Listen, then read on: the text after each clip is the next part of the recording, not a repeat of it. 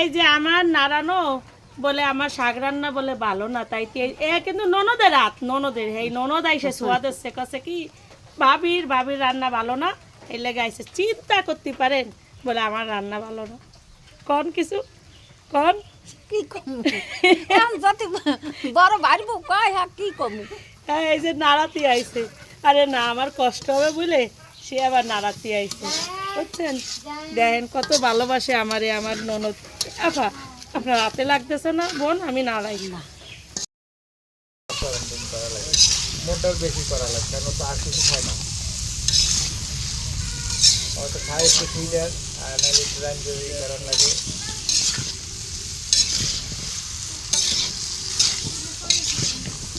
রান্না তাহলে ভিডিও প্রতিদিনের মতো আজও চলে আসলাম রান্নাঘরে রান্না করতে।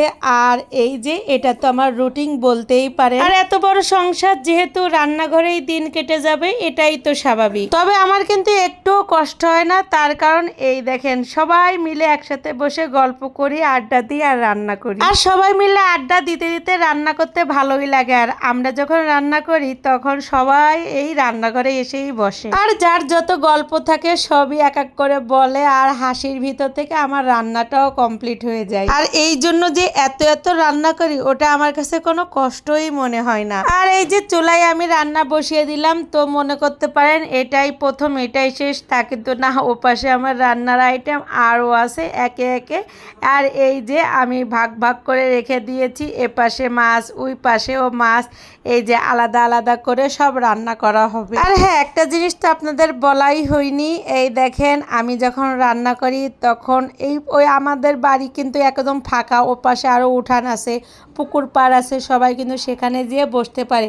কিন্তু না, আমি যেখানে রান্না করব সবাই এসে ওখানেই থাকবে, যতই গরম পড়ুক কিনা আর যতই যাই হোক না কেন, ওরা সব সময়ের জন্য আমি যেখানে থাকবো ওখানেই থাকে। এটা আসলেই আমার কাছে অনেক বড় পাওয়া। বিশেষ করে শ্বশুর বাড়ির লোকজন যদি এত ভালোবাসে তাহলে তো আসলে অনেক ভালোই লাগে, কি বলেন আপনারা? তবে হ্যাঁ, এই ভালোবাসাটা কিন্তু এমনি আসেনি, এই ভালোবাসাটা আমার অর্জন করে নিতে হয়েছে। তবে যতই কষ্ট হোক না কেন, শেষ ভালো যার সব ভালো তাই। সুন্দর করে কাইটে দিলেন কাকু। হ্যাঁ, এত হবে না, এ মানবো না, ভিডিও সাক্ষী। আমরা এত সুন্দর করে খাইনি, কাইটে দিইনি।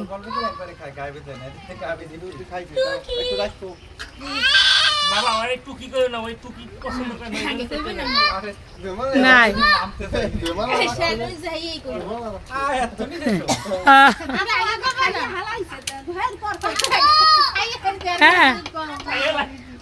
হ্যাঁ, না শোনা তুমি